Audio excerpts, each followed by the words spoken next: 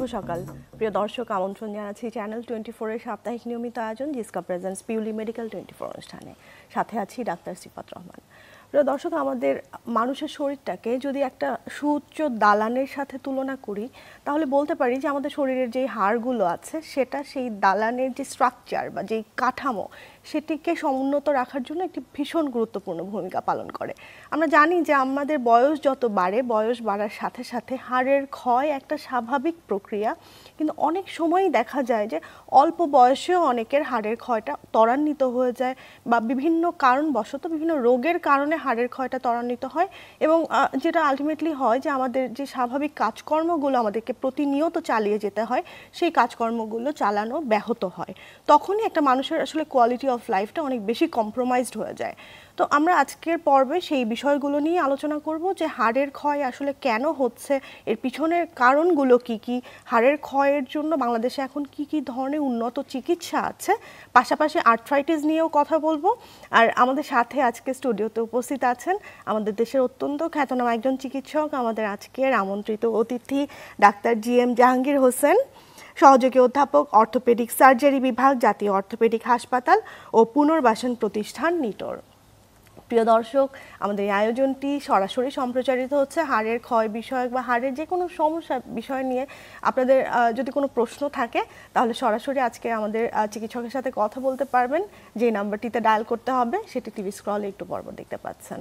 So আপনাকে আমন্ত্রণ জানাচ্ছি। ধন্যবাদ আপনাকে।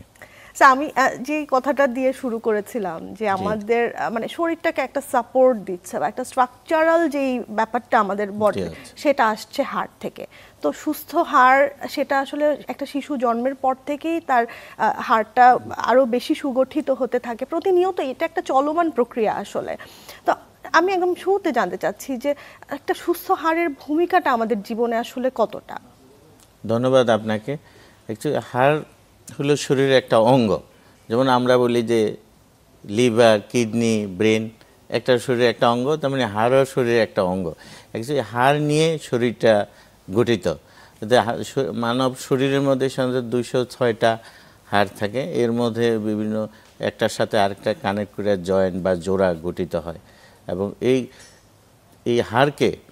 হাড়ের একটা গঠনকে স্ট্রাকচার দিয়ে মানুষের আকৃতি বিভিন্ন ধরনের হইতে পারে। যেমন একটা মানুষ কতটুকু উঁচু হবে, কতটুকু সাইজ হবে, কীরকম হবে, অনেকটা হাড়ের উপর নির্ভর করে। যেমন কার হাত একটা নির্দিষ্ট পরিমাণে, হাতের মধ্যে অনেকগুলো হাড় থাকে, উপরে বাহু, নিচে নিম্ন বাহু থাকে, তার মানে উপরে উরু, লেগ ইত্যাদি। তো এখন এই যে হাড়টা চারিদিকেই থাকে পেশি, মাসল, তারপরে এর ভিতরে থাকে লিগামেন্ট, তারপরে এর ভিতরে লেয়ার বাই লেয়ার থাকে নার্ভ, স্নায়ু। এটা সব নিয়ে অ্যাকচুয়ালি গঠিত এটা মানব শরীরে। তেমনি আমার এই যে হাড় বা জোড়া শরীরে এমন একটা কাজ যাতে মানুষকে দৈনন্দিন কাজকর্মে সহযোগিতা করে, চলাফেরায় বিভিন্ন অ্যাক্টিভিটিতে হেল্প করে এবং মানুষের আকৃতি দেয়, মানুষের বিভিন্ন অঙ্গ প্রত্যঙ্গকে প্রোটেকশন, সুরক্ষা দেয়। এরকম মিলেই অ্যাকচুয়ালি হাড়ের বেসিক গঠন। যতদিন বেঁচে আছে প্রতি মুহূর্তে হাড়ের কাজ ছাড়া তো আমরা এক মুহূর্ত আসলে চলতে পারবো না। এখন আমরা স্যার হাড় ক্ষয় নিয়ে কথা বলছি, নিশ্চয়ই হাড় ক্ষয়ের পিছনে অনেকগুলো কারণ আছে, সেই কারণগুলো জানতে চাচ্ছি। অ্যাকচুয়ালি এটা প্রকৃতিরভাবে এমন একটা তৈরি যে আমরা হাড়টা আমাদের বাড়তে থাকবে, আবার কিছু হাড় যখন এটা ম্যাচিউর হয়ে যাবে এটা শরীরের মধ্যে ক্ষয় হবে, আবার নতুন করে তৈরি হবে। এইভাবে একটা সার্কিলিক অর্ডার দৈনন্দিনভাবে চলতে থাকে। তবে কিছু একটা বয়সের কারণে, যেমন আমাদের যে হাড়ের গঠনটা, আমরা সাধারণত 30 থেকে 32 বা 33 এই বয়সে সর্বোচ্চ পরিমাণ হাড়ের যে পরিমাণটা থাকে, হাড়ের যে ঘনত্ব, সেটা এই বয়স পর্যন্ত থাকে। তারপরে আস্তে আস্তে এটা কমতে থাকে। তবে সেই কমাটা পুরুষ ভেদে এক এক রকম হয়, তার কায়িক পরিশ্রমের উপর বাড়ে কমে, আবার সে কী ধরনের তার অভ্যাস আছে, কী ধরনের খাওয়া দাওয়া করছে সে, আবার কী এর উপর নির্ভর করেই তার হাড়ের বাড়া কমা সব কিছু নির্ভর করে আমাদের। আপনি বলছিলেন যে নারী পুরুষ ভেদেও এই মানে হাড় কতটা দ্রুত ক্ষয় হবে বা তার এই প্রক্রিয়াটা কতটা দ্রুত চলবে সেটা নির্ভর করছে। এখানে নিশ্চয়ই হরমোনাল কোনো ব্যাপার জড়িত আছে, যে পুরুষদের ক্ষেত্রে আমরা জানি যে টেস্টোস্টেরন হরমোন, নারীদের ক্ষেত্রে ইস্ট্রোজেন হরমোন, সেটার একটা ভূমিকা আছে, সেই বিষয়ে স্যার জানতে চাচ্ছি। আচ্ছা, যে পুরুষ আর মহিলা সবারই দেখা যাচ্ছে যে 30-32-এর মধ্যে হাড়ের সর্বোচ্চ গঠনটা, হাড়ের যে পরিমাণ, হাড়ের যে ঘনত্ব, এটা বেশি থাকে, তারপরে আস্তে আস্তে কমতে থাকে। তবে যখন যেমন যাদের মহিলাদের ক্ষেত্রে, যেমন যাদের মেনোপোজ হয়ে যায়, তখন তাদের যে স্ট্রোজেন হরমোন, এইটার লেভেল কমে যায়। তো এই স্ট্রোজেন হরমোনটা কি করে, যে স্ট্রোজেন হরমোনটা সাধারণত যে মানব শরীরে যে হাড়ের যে গঠনের জন্য যে সেলগুলা থাকে, কোষগুলা থাকে, আমরা বলি অস্টিওব্লাস্ট, একে অ্যাক্টিভিটি করে। আবার যেগুলা মেচুর সেল হাড়কে ক্ষয় করে, সেগুলা অস্টিওক্লাস্ট, সেগুলাকে ডিস্ট্রাকশন করে। কিন্তু হরমোনের অভাব হয়ে যায় আফটার মেনোপজ বা মাসিক যখন বন্ধ হয়ে যায়, তখন এইটা তাদের অভাবে তাদের হাড়টা যে পরিমাণ স্বাভাবিকভাবে আর্লি বয়সে যে পরিমাণ ক্ষয় হতো, কিন্তু আফটার মেনোপজ এই পরিমাণটা বেড়ে যায়। তেমনি পুরুষের ক্ষেত্রে টেস্টোস্টেরন হরমোন, এগুলো এটা একটা হরমোনাল, এবং সাথে সাথে যাদের হরমোনাল যে এন্ডোক্রাইন রোগ থাকে, যাদের ডায়াবেটিস থাকে, থাইরয়েডের প্রবলেম, অন্যান্য হরমোনের প্রবলেম থাকে, তাদেরও এই হরমোনের জন্য শরীরের হাড়ের ক্ষয়ের পরিমাণটা বাড়তে থাকে, বাড়তে থাকে। এটা তো হলো একটা হরমোনাল পুরুষ মহিলা ভেদে। তারপরে দেখা যাচ্ছে যে অ্যাক্টিভিটি, আমি এটা নিয়ে জানবো স্যার, আমার সাথে ফোনে একজন দর্শক অপেক্ষা করছেন। হ্যালো দর্শক, আসসালামু আলাইকুম। ওয়ালাইকুম আসসালামু আলাইকুম। জি দর্শক শুনতে পাচ্ছি, দর্শক শুনতে পাচ্ছি, আপনার নাম বলে প্রশ্নটি করুন। আমি আরিফ, রাজশাহী পুটিয়া থানা থেকে বলতেছি। আমি মানে অনেকদিন থেকে মানে ভারী কিছু তুলতে পারি না, মাঝে ব্যথা, অনেক কিছু ভারী জিনিস তুলতে গেলে মাঝে ব্যথা লাগে। আচ্ছা স্যার, আপনার কি কোনো প্রশ্ন আছে? যে বয়স কত, কোনো আঘাত পেয়েছেন কিনা আপনি? না, আমার বয়স 24 বছর। আচ্ছা, বুঝতে পারছি। তো 24 বছর বয়স, একজন ইয়াং অ্যাডাল্ট। জি জি জি। তো এটা অ্যাকচুয়ালি আমি আপনি আলাপ করার সময় উনি উত্তরটা পেয়ে যাবে। উনি যে প্রবলেমটা হলো, উনি ভারী কিছু কাজ করতে পারছে না, সামনে ঝুঁকে কাজ করতে অসুবিধা হয়। তো এই বয়সে অধিকাংশ যে কোমর ব্যথা বলছে, মাজা ব্যথা যেটাই বলি, এটাকে আমরা ধরে রাখি মেইনলি হলো দুইটা। একটা হলো যে মেকানিক্যাল প্রবলেম হতে পারে, আরেকটা যে মেরুদণ্ডের হাড়গুলার মাঝখানে, যে কশেরুকার শক্ত হাড়ের মাঝখানে একটা নরম হাড় থাকে, ডিস্ক, ইন্টারভার্টেড ডিস্ক বলে, ওইটা সাধারণত অনেক সময় স্লিপ করে। এই স্লিপ করলে দেখা যাচ্ছে হয়তো আমি সামনে ঝুঁকে কিছু তুলছি, ভারী ওজন তুলছি, জি, হাসি কাশি দেওয়ার সময় ডিসপ্লাস হয়, যেটাকে আমরা পিএলআইডি বলতে পারি। এটা একটা কারণে হয়। তো এটা অনেক সময় যদি ঠিকমতো ব্যায়াম করা হয়, রেস্ট করা হয়, বা নিয়মকানুন মানলে একেবারে 80-90% ক্ষেত্রে এটা ভালো হয়ে যায় অনেক সময়। কিছু ক্ষেত্রে হয়তো পরে ইন্টারভেনশন সার্জিক্যাল লাগে। আর মেইন কারণ দেখা যাচ্ছে এই বয়সে যে আমার মেকানিক্যাল প্রবলেম। মেকানিক্যাল হলে যে আমি যেখানে যদি দীর্ঘক্ষণ বসে থাকি বা দীর্ঘক্ষণ দাঁড়িয়ে থাকি, সে আমার বসাটা, দাঁড়ানোটা ঠিক হলো কিনা, বা আমাকে কিভাবে সামনে ঝুঁকতে হবে, আমাকে কিভাবে বসতে হবে, কিছু তুলতে হবে, কিছু ধাক্কা দিতে হবে অথবা টান দিতে হবে। অ্যাকচুয়ালি এটা হলো টেকনিক্যাল ব্যাপার। এগুলা যদি মানে দেখা যাচ্ছে কোমর ব্যথাটা একেবারে অধিকাংশ ক্ষেত্রে তিনি কি বডি পোস্টারে কাজ করলেন। তারপরে তো আছে কিছু তো নিতে, তবুও আমাদেরকে একটা দেখতে হবে, এক্সরে করে বা প্রয়োজন বোধে এমআরআই করে আমাদেরকে চেক করতে হবে অন্য কোনো অসুবিধা আছে কিনা, মানে ওনার আসলে মানে সঠিক ডায়াগনোসিসটা কনফার্ম করতে হবে। তারপরে দেখা যায় এক্সারসাইজ বা ওষুধের মাধ্যমে ভালো হবে। তবে হ্যাঁ, অনেক দীর্ঘদিন ধরে এই কোমর ব্যথায় থাকে, অনেকেই দেখা যাচ্ছে মানসিকভাবে একটা তার ইয়াটা হারিয়ে ফেলে। তাই সেই জন্য এইটাকেও একটা তাকে কাউন্সিলিং করে এটা দূর করলে ভালো হয়ে যাবে। আচ্ছা, আমরা যদি বলি যে হাড়ের ক্ষয় এটা একটা নীরব প্রক্রিয়া, আমার শরীরে হয়তো হাড়ের ক্ষয় হচ্ছে প্রতিনিয়ত, আমি তো সেটা টের পাচ্ছি না, একে একে হয়তো আমার বোন মিনারেল ডেনসিটি সেটা কমে যাচ্ছে, একটা সময় গিয়ে হাড়টা অনেক বেশি ফ্র্যাজাইল হয়ে যায়। তো আপনারা সাধারণত নিশ্চয়ই এই ধরনের কেসগুলো পান, যে পেশেন্ট হয়তো আপনাদের কাছে আসছে ফ্র্যাকচার নিয়ে, খুব সামান্য একটা আঘাতে তার ফ্র্যাকচার হয়ে গেল হাড়ে, সেক্ষেত্রে আপনারা কি করেন? আচ্ছা, এটা আপনি ঠিকই বলছেন যে এটাকে আমরা বলি যে হাড়ের ক্ষয় রোগ, আবার হঠাৎ করে একটা ফ্র্যাকচার নিয়ে প্রেজেন্ট করে। এই জন্য আমরা এই রোগটাকে বলে থাকি সাইলেন্ট কিলার, হাড়ের ক্ষয় রোগ, বা মেডিকেল টার্মে অনেক সময় বলি অস্টিওপোরোসিস। আমরা এই টার্মটাকে বলি সাইলেন্ট কিলার। বা আমরা যে বোনটা ভেঙে নিয়ে আসলো, এটাকে বলে ফ্র্যাজাইলিটি ফ্র্যাকচার আমরা বলে থাকি আমাদের মেডিকেল টার্মে। তবে যাদের ওই যে আমরা বহু কারণ আছে এই হাড়ের ক্ষয়ের মধ্যে, যাদের হয় দেখা যাচ্ছে তারা বুঝতেই পারে না এই ধরনের রোগে যে তারা ভুগতেছে, তো বিশেষ করে যারা মহিলারা বা পুরুষ যাদের 60-70 ইয়ার্স, মহিলারা আফটার মেনোপোজে দেখা যাচ্ছে যে তারা কোটির জোড়ার হাড় অথবা হালকা পড়ে গিয়া কবজির হাড় অথবা মেরুদণ্ডের হাড় এগুলাতে ফ্র্যাকচার নিয়ে আসে, অথবা অনেকে দেখা যাচ্ছে মেরুদণ্ডের আস্তে আস্তে যে হাড় ক্ষয় হয়ে যাচ্ছে তার কিছুটা ব্যথা হইতে পারে, অথবা সে হাইটে যে তার যে হাইট থাকে এটা কমে যাচ্ছে, অথবা অনেকে কুজ হয়ে আসতেছে, এটা ডিফর্মিটি কুজা হয়ে বেঁকে হয়ে আসতেছে আমাদের কাছে, তখন আমরা বুঝি তার এই রোগ। আবার অনেকে দীর্ঘদিন হাঁটু ব্যথা, সিঁড়িতে উঠানামা করতে বা উঠবস করতে অসুবিধা হয়, নামাজ পড়তে স্বাভাবিক যে পজিশনে দাঁড়িয়ে নামাজ পড়তে সেটা পারছে না, কিছু টান দিতে কিছু তুলতে পারতেছে না, অনেকে আসে যে সে নড়াচড়াই করতে পারে না। তো এই ধরনের অবস্থা যখন থাকে তখন, এবং তার যদি মনে করি আমরা বয়স বেশি অথবা তাই যদি ভাবি যে সে অন্য কোনো রোগে ভুগতেছেন, তখন আমরা সাসপেক্ট করি যে সে হয়তো হাড়ের ক্ষয় রোগে ভুগছে। তখন তো তাকে দেখলাম, প্রয়োজন বোধে কিছু পরীক্ষা নিরীক্ষা, যেটা চিকিৎসা বিজ্ঞানের ভাষায় বলছেন যে অস্টিওপোরোসিস, এবং পরীক্ষা নিরীক্ষা করে যখন আমরা কনফার্ম হলাম তখন আমরা তাকে এখনও যখন সে ফ্র্যাকচার হয়নি তখন তার এই রোগটা চিকিৎসা দিয়ে ফেললাম। আর যদি যে অ্যাসোসিয়েট সে কোনো হাড় ভাঙ্গা নিয়ে আসে, সে হাড় ভাঙ্গার সাথে সাথে আমরা হাড়ের ক্ষয় রোগের চিকিৎসাটা দিয়ে থাকি।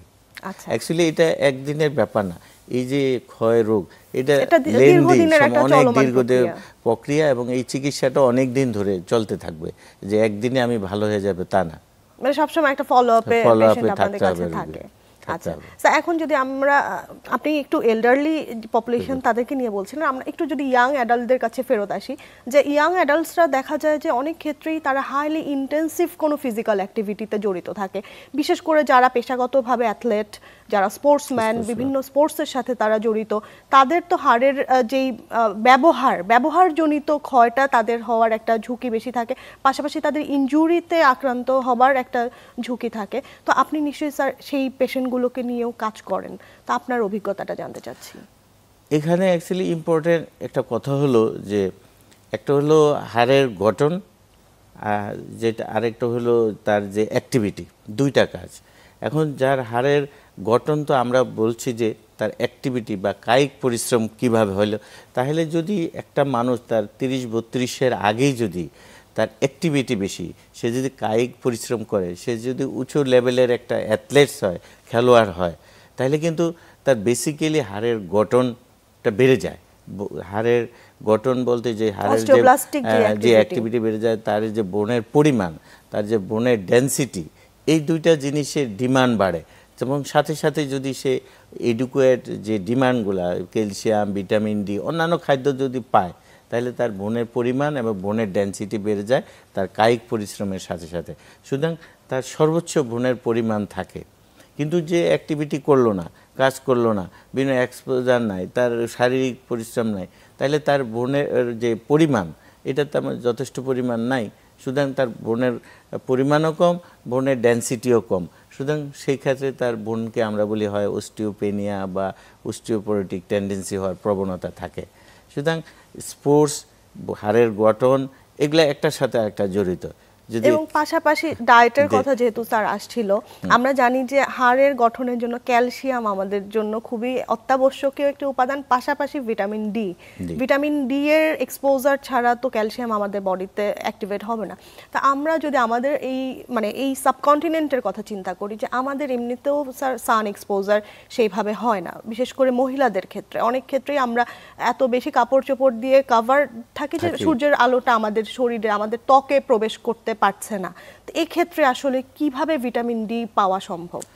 অ্যাকচুয়ালি ভিটামিন ডি, সান এক্সপোজার, এবং আমাদের দেশের কথা বলছেন, আজকাল একটা আমরা অন্যরকম থিঙ্কিং করি যে আমরা আমাদের যে স্টাডি বা আমাদের কাছে যেগুলা রুগী আসে, আমরা দেখি যে অ্যাকচুয়ালি যে গ্রামে সারাদিন রোদ্রে কাজ করে তারও কিন্তু ভিটামিন ডি ডেফিসিয়েন্সি হয়, এবং যে কাজ করে না আবার তারও ডেফিসিয়েন্সি নাই।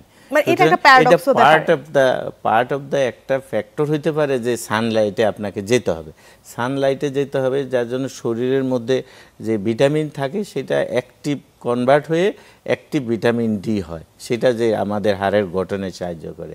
সুতরাং এই শুধু সান এক্সপোজার ছাড়াও আমাদেরকে আমাদেরকে অন্যান্য যে কায়িক পরিশ্রম করতে হবে, এডিকুয়েট যে ভিটামিন ডি, ক্যালসিয়াম, অন্য মিনারেল সম্মিলিত যে খাবারগুলো আছে, সাধ্যের মতো নিউট্রিশাস সেই খাবারগুলো খেতে হবে। প্লাস যে কিছু আমাদেরকে যেগুলো আমাদের হাড়ের ক্ষয় করে সেই ধরনের রোগবালাই থেকে আমাদের চিকিৎসা নিতে হবে, সেই কাজ করতে হবে। এবং যে অ্যাক্টিভিটিতে সে তার দেখা যাচ্ছে শরীরের গঠন, পেশির গঠন, হাড়ের গঠন এগুলো বাড়ে, সেই ধরনের অ্যাক্টিভিটি তাকে চালিয়ে যেতে হবে। তাহলে শুধু যে আমরা সূর্যের আলো না, অন্যান্যভাবেও আমাদেরকে হাড়ের গঠন বাড়াইতে হলে। খুব ইন্টারেস্টিং একটা ফাইন্ডিং আপনি বললেন যে যারা সূর্যের আলোতে এক্সপোজার পাচ্ছে তাদের মধ্যেও আপনারা ডেফিসিয়েন্সি পাচ্ছেন। এটা কি মানে স্যার কোনো স্টাডিতে উঠে এসেছে?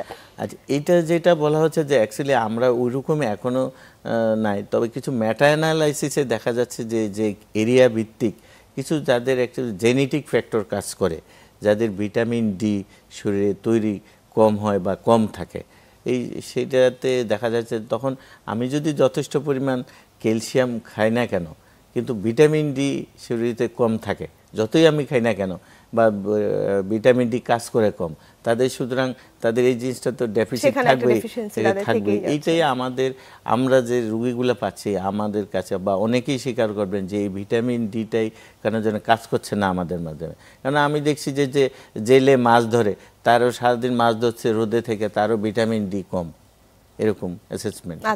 সুতরাং এই ভিটামিন ডি একটা ফ্যাক্টর, অন্যান্য ফ্যাক্টর হতে পারে, জেনেটিক ফ্যাক্টরও কাজ করতে পারে ভিটামিন ডি। আমি ভিটামিন ডি খাচ্ছি কিন্তু আমার শরীরে অ্যাবজর্পশন হচ্ছে না, মানে খাদ্যনালী থেকে রক্তে যাচ্ছে না। তো সুতরাং যারা যদি খাদ্যনালীর সমস্যায় থাকে, সুতরাং যতই আমি ভিটামিন ডি দেই, ক্যালসিয়াম দেই, কোনো কাজ করবে না, তাহলে সরাসরি রক্তে দিতে হবে তাদের। সুতরাং যারা আবার অনেক আছে এটা অ্যাবজর্পশন করতে পারে না, বা খেলেও আবার বমি করে ফেলে দেয়, এটাও একটা ফ্যাক্টর আছে, সেটাও কাজ করবে না বডিতে। আমরা বলছিলাম যে আমরা পাশাপাশি আর্থ্রাইটিস নিয়েও কথা বলবো, যে আর্থ্রাইটিস নিয়েও মানুষের মধ্যে অনেক ধরনের প্রশ্ন বা জিজ্ঞাসা থাকে সাধারণ মানুষের মনে, বিশেষ করে যে আর্থ্রাইটিস আসলে আপনারা কোন কোন জয়েন্টগুলো আক্রান্ত হলে বলছেন যে সেটা আর্থ্রাইটিস? অ্যাকচুয়ালি আর্থ্রাইটিস আমাদেরকে বুঝতে হবে আর্থ্রাইটিসটা কি। আর্থ্রাইটিস যে কোনো জোড়ার প্রদাহ, যে কোনো জোড়াতে শরীরে হতে পারে। সেই আর্থ্রাইটিসটা প্রদাহজনিত একটা রোগ, যেখানে সাধারণত জোড়াটা ফুলে যায়, জোড়ায় ব্যথা হয়, বা অনেক সময় জমে যায়, অনেক সময় যে লাল হয়ে যায়, জোড়াকে পুরা যে স্বাভাবিক তার নড়াচড়াটা বন্ধ হয়ে যায়, আমাদের অ্যাক্টিভিটি কমে যায়, অর্থাৎ আমরা কার্যক্ষমতা হারিয়ে ফেলি। তখন এই সব কিছু উপসর্গ মিলে আমরা তখন তাকে স্বাভাবিক ভাষায় বলি আর্থ্রাইটিস। তাই আপনি বলছেন কোন কোন জোড়ায় আর্থ্রাইটিস? আর্থ্রাইটিস শরীরে বিশেষ করে সবচেয়ে বেশি হয় সাধারণত হাঁটুর জোড়া, গোড়ালির জোড়া, কুটির জোড়া, বড় বড় কাঁধের জোড়া, কোণে এবং হাতের জোড়াগুলা, বিশেষ করে এই জোড়াগুলাতে আর্থ্রাইটিস বেশি সবচেয়ে হয়ে থাকে। আমাদের দেশের মানুষ কি স্যার সচেতন, মানে এই যে জোড়ার বিভিন্ন ধরনের প্রদাহ ব্যথায় তারা আক্রান্ত হচ্ছে, তারা কি যথাসময়ে স্যার আপনাদের কাছে আসে, নাকি এখনো মানুষের মধ্যে সচেতনতার অভাব আছে বলে আপনি মনে করেন? অ্যাকচুয়ালি আর্থ্রাইটিস আমাদের যে রোগীগুলো আমরা পাই, এরা অনেকে কিছু গ্রুপ আছে সচেতন, তাড়াতাড়ি চলে আসে, আবার কিছু গ্রুপ আছে তারা ভাবে যে একটু দেখি কি হয়, পরে কি হয়, এবং ব্যথার ওষুধ খাওয়ার একটা প্রবণতা। আরেক গ্রুপ আছে তো হয়তো অনেক সময় বিভিন্ন অর্থনৈতিক কারণে ডাক্তারের কাছে আসে না, বা সরকারি হাসপাতালে অনেক দেখে যে দূরে যায় না, এই গ্রুপগুলা। তবে যারা আর্লি এজে আসে, তাই তো যারা সচেতন, তখন হয়তো আমরা তাকে ডায়াগনোসিস, তার উপসর্গ শুনে তাকে দেখে, বা তার অন্য প্রয়োজন বোধে যদি কিছু ল্যাবরেটরি টেস্ট করে, তখন হয়তো আমরা আর্থ্রাইটিসের ডায়াগনোসিস করি। এই একটা গ্রুপ আছে, হয়তো চিকিৎসা নিল, আমরা আবার কাউন্সিলিং করে দেয় যে আপনার এই আর্থ্রাইটিসটা ডায়াগনোসিস হয়েছে, কিন্তু এইটা আর্থ্রাইটিস আপনাকে কখনো একদম কিউর হয়ে যাবে না, ভালো হয়ে যাবে না, বাট এটাকে আপনি নিয়ন্ত্রণে রাখতে হবে। আবার কিছু গ্রুপ রুগী আসে যেমন তারা একদম আর্থ্রাইটিস হয়ে ডিফর্মিটি, মানে হাতের ডিফর্মিটি, যারা রিউমাটয়েড আর্থ্রাইটিস নিয়ে আসে দীর্ঘদিন ধরে, মানে সঠিক সময় চিকিৎসা নেয়নি, ফার্দার কমপ্লিকেশন নিয়ে আসছে আপনাদের কাছে, কুটির জোড়ার একদম হাড়ে আর্থ্রাইটিস নিয়ে আসে, হাঁটুর আর্থ্রাইটিস নিয়ে। যখন দেখা যাচ্ছে যে সাধারণত যে প্রাথমিক যে কনজারভেটিভ চিকিৎসা যেটা ব্যবস্থা, নিয়মকানুন মানা, ব্যায়াম করা বা ওষুধ, এগুলা আর তখন আর এগুলাতে কাজ করার স্কোপ চলে যায়, তখন হয়তো যে তার স্বাভাবিক জোড়াটা নড়াচড়া রাখতে, তার জোড়াটাকে অ্যাক্টিভ রাখতে হলে তখন হয়তো সার্জিক্যাল ইন্টারভেনশন ছাড়া আর আগের অবস্থায় বা স্বাভাবিক অবস্থায় ফিরে যাওয়া সম্ভব হয় না। স্যার, আপনি তো একজন অর্থোপেডিক সার্জন, তো আপনারা এখন বাংলাদেশে, বিশেষ করে আপনি যেখানে কর্মরত আছেন নিটোর, আমি জানি যে এটা বাংলাদেশে একমাত্র বিশেষায়িত প্রতিষ্ঠান যেখানে আপনারা এই হাড়ের কাজগুলো করেন। তো এখন আপনারা কি কি আধুনিক সার্জারি করছেন? আচ্ছা, আধুনিক চিকিৎসার মধ্যে আমাদের অনেকগুলা অর্থোপেডিক যে শুধু হাড় ভাঙা তা না, এই হাড় ভাঙা নিয়েও আমাদের অনেক কিছু ভাগ আছে। যেমন কিছু যারা স্পাইনের কাজ করে, সুপার স্পেশালাইজড, কেউ জয়েন্ট নিয়ে কাজ করে। জয়েন্টের মধ্যেও আবার কিছু ভাগ আছে, যেমন যারা জয়েন্টের বিভিন্ন ইনজুরির কারণে যদি লিগামেন্ট ইনজুরি হয় তারা এক ধরনের চিকিৎসা দিয়ে থাকে, অথবা আর্থ্রাইটিস হয়ে জয়েন্টে এতভাবে ক্ষয়ক্ষতি হয়েছে যে তার স্বাভাবিক অবস্থা নাই, তখন যে রিপ্লেসমেন্ট সেই ধরনের একটা আর্থোপ্লাস্টি বলে, সেটা এক গ্রুপে আমরা চিকিৎসা দিয়ে থাকি। আর সাধারণ চিকিৎসা তো আছে, যেটা হাড় ভেঙে গেলে তার জোড়া লাগানো, এই গ্রুপ। তবে কিছু কিছু গ্রুপ আছে, যেমন পেডিয়াট্রিক, বাচ্চাদের যে ধরনের আর্থ্রাইটিসের বিভিন্ন রকমের ডিফর্মিটি নিয়ে আসে, সেই ধরনের চিকিৎসার জন্য এক ধরনের আমরা কাজ করে থাকি অত্যাধুনিক চিকিৎসা ব্যবস্থা। মেরুদণ্ডের হাড়ের ভাঙা, সেটা আবার বিভিন্ন ধরনের অসুবিধা, সেটা স্পাইনের বিভিন্ন ধরনের ডিফর্মিটি নিয়ে আসে, সেই ধরনের চিকিৎসা। এখন অনেক সুপার স্পেশালিস্ট কাজ আমাদের অ্যাকচুয়ালি নিটোরে এখনো বর্তমানে হয়, একদম ছোট ছোট ব্রাঞ্চে ভাগ হয়ে আপনারা এক একটা মানে স্পেশালিটি নিয়ে আলাদাভাবে কাজ করে থাকি। আচ্ছা স্যার, আপনার কাছে আমি আরো বিস্তারিত জানবো চিকিৎসা পদ্ধতি বিষয়ে। আমি একটি ছোট বিরতিতে যাচ্ছি। প্রিয় দর্শক, জিসকা প্রেজেন্স পিউলি মেডিকেল 24 অনুষ্ঠান এই পর্যায়ে একটি ছোট বিরতিতে যাচ্ছি। বিরতির পর ফিরে আসছি, আমাদের সাথেই থাকুন।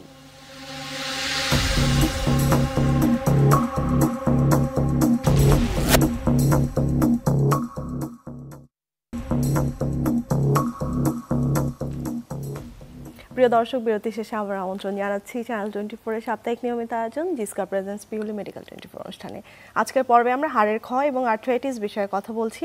আমাদের সাথে আজকে স্টুডিওতে উপস্থিত আছেন ডাক্তার জি.এম. জাহাঙ্গীর হোসেন, সহযোগী অধ্যাপক, অর্থোপেডিক সার্জারি বিভাগ, জাতীয় অর্থোপেডিক হাসপাতাল ও পুনর্বাসন প্রতিষ্ঠান, নিটোর, ঢাকা। প্রিয় দর্শক, আমাদেরকে সরাসরি ফোন করতে চাইলে টিভি স্ক্রলে যে নাম্বারটি দেখতে পাচ্ছেন সেই নাম্বারটিতে ডায়াল করতে হবে। স্যার, বিরতি শেষে আবার আমন্ত্রণ জানাচ্ছি। আধুনিক চিকিৎসা নিয়ে স্যার কথা বলছিলেন। এখন আপনারা অর্থোপ্লাস্টি এবং আর্থ্রোস্কোপিক সার্জারি করে থাকেন, বলছিলেন যে খুব মিনিমাল ইনভেসিভ এই সার্জারিগুলো করেন এবং পেশেন্ট খুব দ্রুত আবার তার স্বাভাবিক যেই জীবন সেখানে তারা ফিরে যেতে পারে। তা আমাদের মনে আসলে বিভিন্ন ভয় থাকে যে স্বাভাবিকভাবেই যে তারা যে কোনো সার্জারির ক্ষেত্রে মনে করে যে সে কি আবার স্বাভাবিক হবে কিনা, বা সেটা কি তাকে ফার্দার কোনো ডিসএবিলিটি তৈরি করবে কিনা, এই ভয়গুলো কিন্তু থাকেই। এই বিষয়টি নিয়ে স্যার কি বলবেন? সার্জারি বলতে সবাই ভাবে যে এটা কেটে অপারেশন করা, অনেক সময় হাসপাতালে দীর্ঘদিন থাকতে হয়, রক্ত দিতে হয়, অনেক সবার কাছে একটা ভয়ভীতি থাকে যে অপারেশন করলাম ডাক্তার সাহেব পরে ইনফেকশন হবে কিনা, ঘা শুকাবে কিনা, পরবর্তী যে জটিলতাগুলো আগে আমাদেরকে এখন জিজ্ঞাসা করে। কিন্তু আপনি যে বলছেন যে সুপার স্পেশালিস্ট যে বিষয়টা আজকাল, যেমন জয়েন্টের কিছু কাজ আমরা একদম না কেটে, বলুন যে ছোট দুইটা থেকে ছিদ্র করে জোড়ার মধ্যে আর্থ্রোস্কোপ দিয়ে অপারেশন করে থাকে।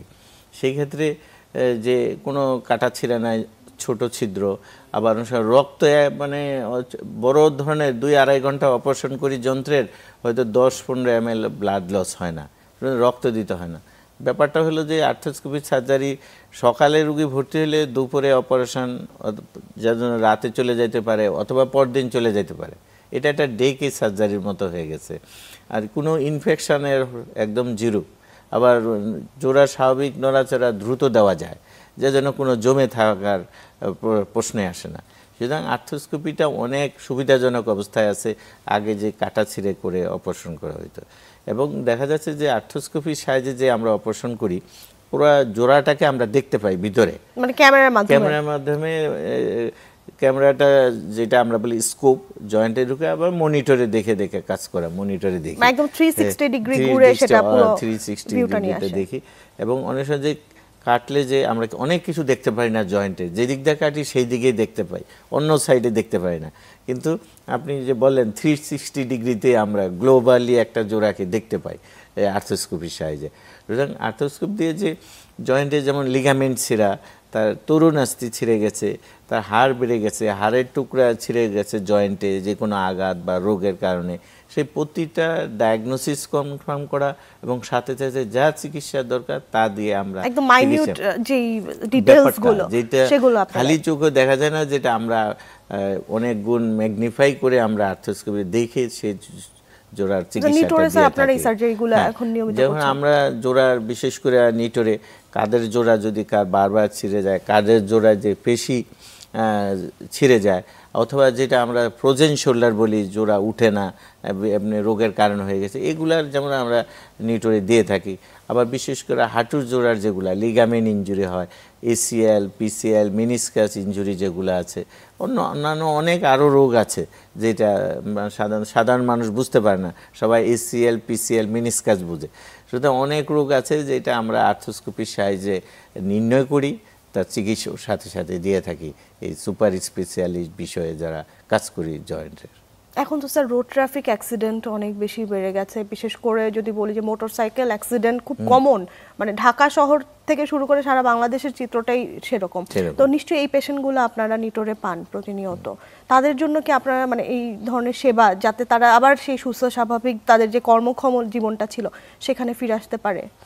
জি, অ্যাকচুয়ালি যে মোটরসাইকেলের কথা বলছেন, এই ধরনের পেশেন্ট আমরা বেশি পাই। মোটরসাইকেল অ্যাক্সিডেন্ট, অল্প বয়সের ইয়াং যারা, দেখা যাচ্ছে মোটরসাইকেলে ব্রেক করে বা সামান্য অন্য গাছের সাথে বা অন্য একটা গাড়ির সাথে ফ্রন্ট টু ফ্রন্ট কলিশন হয়ে আসে, পরে দেখা যায় হয় যে রুগী কাত হয়ে পড়ে, অথবা হাঁটুতে মোটরসাইকেলটা পড়লো বা হাঁটু গিয়ে রাস্তার মধ্যে পড়লো, এ ধরনের ইনজুরি নিয়ে আসে। বিশেষ করে যে হাঁটুর যদি মনে করি লিগামেন্টগুলো ইনজুরি, মিনিসকাস ইনজুরি, তখন তো আমরা তাকে ইমিডিয়েট আসার পরে যে আমরা দেখি, তাকে তার উপসর্গ শুনি, আবার দেখা যাচ্ছে যে প্রয়োজন বোধে যদি লাগে আমরা এমআরআই, এক্সরে করে দেখি। যদি এটা হালকা ইনজুরি হয়েছে, এটা কনজারভেটিভে ভালো হয়ে যায়, বা যেগুলা ডেফিনিটিভ লিগামেন্ট ইনজুরি হয়েছে, যেটা সাধারণত একবার লিগামেন্ট যদি ইনজুরি হয়, এটা সাধারণত আপনি নিজ থেকে কখনো জোড়া লাগবে না বা হিল হবে না যতক্ষণ না পর্যন্ত নতুন করে ওই লিগামেন্টটাকে তৈরি করে দেয়। তেমনি যদি প্রয়োজন হয়, তার আর্থ্রোস্কোপির সাহায্যে আমরা ওই লিগামেন্টটাই যত সম্ভব তাড়াতাড়ি করাই ভালো। সাধারণত একটা লিগামেন্ট আমরা বলি যে 3 সপ্তাহ থেকে 3 মাসের মধ্যে তার যদি লিগামেন্টটা তৈরি করতে পারি, তাহলে তার রেজাল্টটা ভালো হবে। তবে অপারেশন করার পর পরবর্তীতে তার বিভিন্ন রিহ্যাবিলিটেশন, অর্থাৎ এক্সারসাইজ, ব্যায়াম বা ফিজিওথেরাপির মাধ্যমে সে যদি করে, তাহলে সে ভালো 3 মাসের মধ্যেই দেখা যাচ্ছে যে তার ফিরে যাবে। তবে যারা মনে করেন যে স্পোর্টস করে, যারা খুবই অ্যাক্টিভিটি করে, হাই লেভেল এলাইট অ্যাথলেটস, অথবা কোনো ওয়ার্ক করে, বেশি কাজকর্ম, কনস্ট্রাকশন, অকুপেশনাল কারণেই তার বেশি কাজ করতে, সেই ক্ষেত্রে তাকে হয়তো আমরা আরও টাইম লিমিট দেই, টাইম যে আপনি আরও সময় নিতে হবে, 6 মাস বা 9 মাস। যেমন আমরা যে খেলোয়াড়, রেগুলার খেলোয়াড়, তাকে সে কম্পিটিটিভ গেমস খেলে, তাকে আমরা বলি যে নট বিফোর 9 মান্থের, 9 মাসের আগে আপনি খেলায় যেতে পারবেন না। এবং খেলায় যাওয়ার আগে আপনার যে স্পোর্টস যেই খেলেন সেটা রিলেটেড তাকে ওয়ার্ম আপ বা প্র্যাকটিস করতে হবে, গ্রাজুয়ালি আস্তে আস্তে প্র্যাকটিস করে করে তারপর যে লিগামেন্টটাকে আমরা লাগিয়েছি বা জোড়া দিয়েছি নতুন করে তৈরি, সেটাকে ওইভাবে হেভিসুয়েটেড করতে হবে, অর্থাৎ লিগামেন্টটাকে রিএডুকেশন করতে হবে। অন্য জায়গায় যে লিগামেন্টটা ছিল বা সে তো অন্য কাজ করতো, এখন আমরা নতুন জায়গায় এনে লাগিয়ে দিচ্ছি, এখন নতুন জায়গায় এসে তার কি কাজ সেটাতে মেকানিক্যালি ওইভাবে সে কাইনেমেটিক বলে আমরা, ওইভাবে করে তাকে হেভিসুয়েটেড করে রেগুলেটেড করে তারপরে অ্যাক্টিভিটিতে গেলে দেখা যায় ফিরে আসে। এখন আপনি প্রশ্ন যে আগের অবস্থায় তো রুগীও চায়, আমরাও চাই 100% যেতে, তবে সেটা নির্ভর করবে তার কতটুক সে রিহ্যাবিলিটেশন প্রোগ্রাম, সে কতটুকু সঠিক সময় চিকিৎসা নিয়েছে, এবং আদার্স এখানে আসলে অনেকগুলো অ্যাসোসিয়েটেড ফ্যাক্টর থাকে, অবশ্যই কাজ করে। স্যার, এখন আমরা সেই coming back to our lifestyle, our physical activity, সেখানেই ফিরে আসবো, কারণ আমরা জানি যে আসলে আপনারা যতই চিকিৎসা দেন, রোগী যদি তার লাইফস্টাইলটাকে মেনটেন না করে, তার খাবার দাবার কি খাচ্ছে, কি অ্যাক্টিভিটি করছে, তাহলে আলটিমেটলি তার ট্রিটমেন্ট প্রোগ্রেসটা হবে না। তো এই বিষয়ে স্যার আপনি কি বলবেন? আচ্ছা, এটা যে কোনো জয়েন্টসে বা যে কোনো চিকিৎসা, বিশেষ করে যারা স্পোর্টিক অ্যাক্টিভ, তাদের জন্য লাইফস্টাইল চেঞ্জ হলো বিরাট ইম্পর্টেন্ট ফ্যাক্টর। বিশেষ করে আমরা প্রথম দেখি যে তার বিএমআই বলি, অ্যাকচুয়ালি আমরা ওয়েটটা দেখি, ওয়েটটা তার কি ইম্পর্টেন্ট ফ্যাক্টর। যদি যারা ওবেস বা ওজন বেশি, তাদের অনেক কিছু জয়েন্টের উপর তার এক্সেস একটা স্ট্রেস পড়ে, প্রেশার পড়ে। এই জন্য আমরা বলি ওজনটাকে নিয়ন্ত্রণে রাখতে হবে। যেমন সাপোজ আমি যদি যখন নর্মালি হাঁটি, আমার দেখা যায় এক হাঁটুতে আমার শরীরের 1.5 গুণ ওজন যায়। যখন আমি সিঁড়ি দিয়ে নামি, এতে 3 থেকে 5 গুণ ওজন যায়। আবার যদি নিচে বসি তাহলে 8 গুণ ওজন। তো আমার ওজন যদি 100 কেজি হয়, তাহলে নিচে বসলে আমার একটা হাঁটুর উপর 800 কেজির মতো স্ট্রেস পড়বে। এই জন্য বিরাট একটা ফ্যাক্টর হলো লাইফস্টাইল চেঞ্জের মধ্যে ওজন নিয়ন্ত্রণ করা। ওজন, ওবেসিটি স্যার এখনকার সময়ে মানে আরেকটা অ্যালার্মিং ইস্যু, যেটা অনেক বেশি বেড়ে গিয়েছে। তারপরে হলো যে রেগুলার যে ফিজিক্যাল অ্যাক্টিভিটি, এক্সারসাইজ, বিশেষ করে আমি আমার জোড়াটাকে যদি সুস্থ রাখতে চাই, অ্যাক্টিভ রাখতে চাই, তাহলে রেগুলার এক্সারসাইজ করতে হবে। যেমন সেটা হইতে পারে যেমন হাঁটা, খুবই সিম্পলের মধ্যে খুবই গুরুত্বপূর্ণ হাঁটা। তারপর জগিং আছে, অনেকে স্পিকিং, যে স্কিপিং করে, স্পিকিং করতে পারে। তেমনি যাদের প্রতি পসিবল ক্লাইম্বিং স্টেয়ার্স, শীতে উঠানামা করা। যেমন যার এখনো আর্থাইটিস হয় না, তার জোড়া শক্তি মজবুত রাখতে হলে সে সিঁড়ি দিয়ে উঠানামা করতে পারবে, নিচে বসতে পারবে, উঠবস করতে হবে। এই ধরনের এক্সারসাইজগুলো রেগুলার করা। আর যার অলরেডি আর্থাইটিস হচ্ছে বা একটু বয়স বেড়ে গেছে, তার পক্ষে সেটা সম্ভব না। সে করবে ইভেন সে করবে ওয়াক, সে করবে হালকা জগিং করতে পারবে, রানিং এবং সুইমিং খুবই ইম্পর্টেন্ট। মানে সুস্থতার মূল কথা হচ্ছে যে আমাদেরকে ফিজিক্যালি অ্যাক্টিভ থাকা এবং মানে কোনো কিছু হলে সেটা অবশ্যই চিকিৎসকের পরামর্শ অনুযায়ী চিকিৎসা গ্রহণ করা। তো আমাদের হাতে সময় শেষ হয়ে গেছে। আপনার কাছ থেকে আজকে আমরা অনেক কিছু জানতে পেরেছি। আপনাকে অসংখ্য ধন্যবাদ। আপনাকে অশেষ ধন্যবাদ। প্রিয় দর্শক, হাড়ের ক্ষয় নিয়ে কথা হচ্ছিল, পাশাপাশি হাড়কে সুস্থ রাখতে কি করা উচিত সেই বিষয়ে আমাদের বিশেষজ্ঞ চিকিৎসক আজকে পরামর্শ দিয়েছেন। আশা করছি আপনারা উপকৃত হয়েছেন। আপনাদের সাথে দেখা হবে সামনের পর্বে নতুন কোনো বিষয় নিয়ে। সবাই ভালো থাকুন, সুস্থ থাকুন।